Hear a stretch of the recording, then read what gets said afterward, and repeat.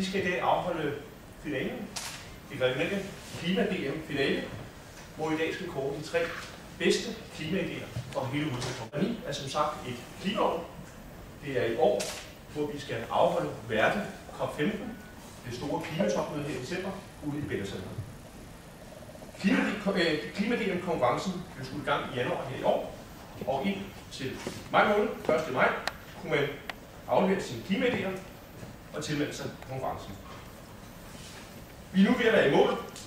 Absolut ikke i mål med klimaet. Tillykke. Tak. Er en fremtidsvision formidlet gennem en fiktiv avisartikel fra 2020.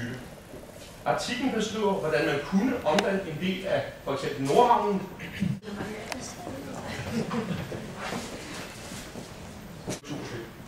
rigtig mange af vores biler kører med forkert dæksmål tilbage.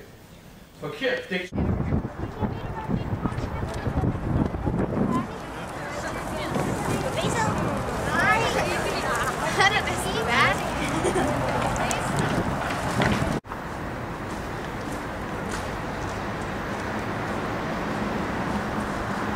Nope.